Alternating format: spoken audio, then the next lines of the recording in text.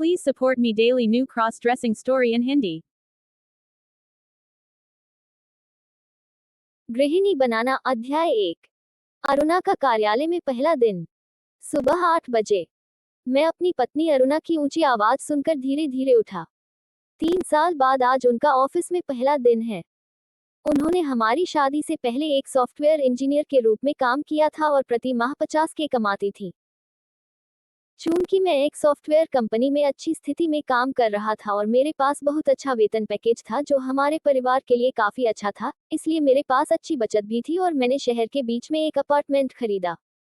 मैंने उसे घर पर रहने और गृहिणी बनने के लिए कहा। प्रारंभ में वह घर पर रहकर और घर के सभी काम करते हुए ऊब और निराश महसूस करती थी। धीरे धीरे उसे हमारे घर, मेरी माँ की देखभाल करते हुए अपने नए जीवन की आदत हो गई और उसने ज्यादा परेशान नहीं किया। यहाँ तक कि जब पिछले साल मेरी माँ का निधन हो गया था, तो मैं उम्मीद कर रहा था कि वह मुझसे काम पर जाने के बारे में बात करेगी, लेकिन ऐसा लगता है कि उसने अपनी रुचि खो दी और विषय शुरू नहीं किया। मैं 32 साल का प्रभु हूँ, 27 साल की अरुणा के साथ खुशहाल शादीशुदा हूँ। जीवन सहज और खुशहाल रहा। हम एक दूसरे से प्यार करते थे, छुट्टियों पर गए, अपनी सालगिरह, जन्मदिन मनाया और शेष जीवन के लिए एक अच्छी योजना बनाई। उस बुरी सुबह तक सब कुछ ठीक रहा। मुझे एक बुरी खबर मिली जिसने मेरी जिंदगी खराब कर दी। हमने हाल ही में अपने बैंकिंग ग्राहक के लिए एक ऐप विकसित किया है और मैं इस परियोजना का नेतृत्व करता हूँ। उस ऐप में एक अज्ञात बग के कारण एक बड़ा सुरक्षा उल्लंघन हुआ और 1000 उपयोगकर्ताओं के डेबिट कार्ड की जानकारी हैकर्स द्वारा चुरा ली गई और हमारे ग्राहकों के बैंक खाते से करोड़ों रुपए डेबिट कर दिए गए। इससे दुर्भाग्यपूर्ण घटनाओं की एक श्रृंखला शुरू हो गई और हमारी कंपनी और बैंकिंग ग्राहक के बीच सौदा टूट गया। इससे बहुत बड़ा वित्तीय नुकसान हुआ और मेरे सहित उस परियोजना के सभी कर्मचारियों को हमारी कंपनी से तुरंत बर्खास्त कर दिया गया।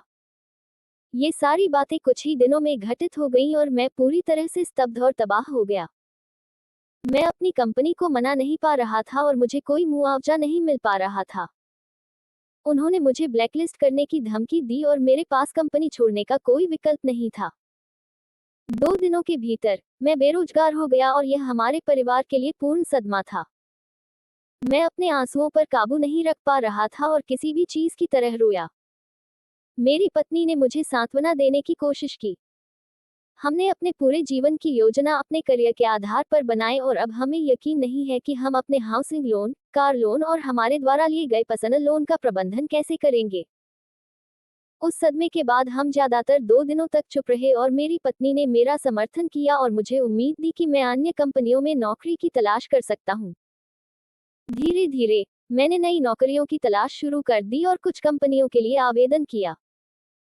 उसी समय उस घटना और हमारी कंपनी के नुकसान की खबर मीडिया में पूरी तरह से खत्म हो गई थी। जब मैंने नई नौकरियों के लिए आवेदन किया, तो अपनी पिछली कंपनी और ग्राहक को देखकर उन्होंने पाया कि मुझे उस मुद्दे के कारण बर्खास्त कर दिया गया था और कोई भी मुझे काम पर रखने के लिए तैयार नहीं था। 2 महीने बीत गए और मैं घर पर बेरोजगार हूँ। हमें कर्ज चुकाने की गर्मी महसूस होने लगी और हमारी बचत कम होने लगी। एक दिन मेरी पत्नी ने सुझाव दिया कि वह काम पर जाएगी और जब तक मुझे अच्छी नौकरी नहीं मिल जाती, तब तक परिवार का भरण पोषण करेगी। हालांकि मैं बेरोजगार होने और अपनी पत्नी को काम पर भेजने के लिए दोषी महसूस कर रहा था। मेरे पास कोई और विकल्प नहीं था और मैंने उसका प्रस्ताव स्वीकार कर लिया। उन्होंने नौकरी के लिए आवेदन किया और कुछ साक्षात्कारों में भाग लिया। अंततः उन्हें 50K के मासिक वेतन पर MNC कंपनियों में से एक में चुना गया। हम दोनों उस दिन बहुत खुश थे और एक रेस्तरां में अच्छा डिनर किया। हमने अतीत को भूलने और अपने भविष्य के लिए योजना बनाने का फैसला किया। उसने मुझसे कहा कि थोड़ा समय निकालो और तय करो कि आगे क्या करना है। आज उसके काम का पहला दिन है और वह ऑफिस के लिए तैयार हो रही है। मैं 8 बजे तक सो गया और वो मुझे डांट रही थी कि ज्वाइनिंग के कागजात तैयार करवाने में उसकी मदद करो।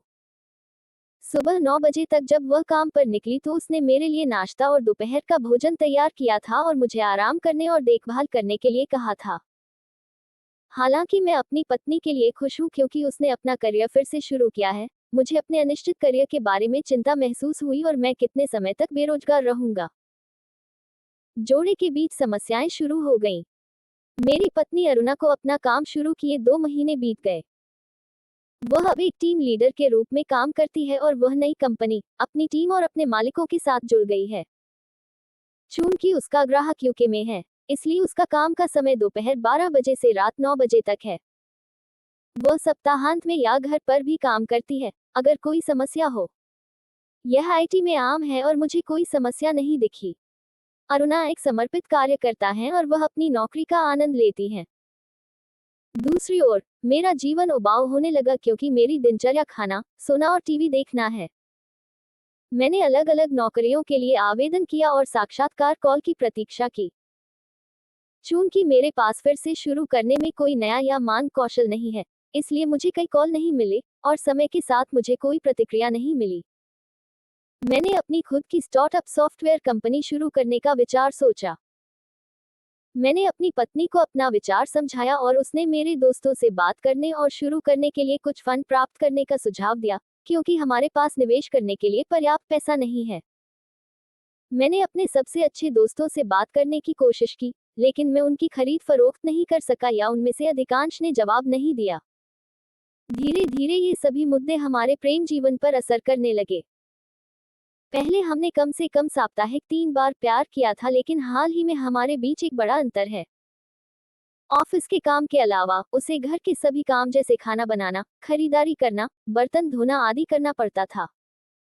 अरुणा इन सभी का प्रबंधन करती थी क्योंकि मैं नौकरियों की तलाश में व्यस्त था और एक नए स्टार्टअप की योजना बना रहा था। इन सब कामों की वजह से वह बहुत थक जाती है और वह रात में जल्दी सो जाती है, और जब मैं कुछ रोमांस शुरू करने की कोशिश करता हूँ, तब भी वह मुझसे बचने लगी। अरुणा ने भले ही मैनेज करने की कोशिश की, लेकिन उनकी हताशा धीरे धीरे शुरू हुई और वह कभी कभी अपने काम में या मुझसे बात करते हुए अपना गुस्सा दिखाती हैं। अब जब मैं आज़ाद हो गया तो उसकी हताशा कम होने लगी। मैंने हमेशा महसूस किया है कि घरेलू काम केवल लड़कियों के लिए है और मेरी माँ ने मुझे कभी भी घर का कोई काम करने की अनुमति नहीं दी या मुझे कभी खाना बनाने की अनुमति नहीं दी। उसी रवैये के साथ मैंने अपनी पत्नी को हमारी शादी के बाद गृहिणी बनने के लिए मना लिया।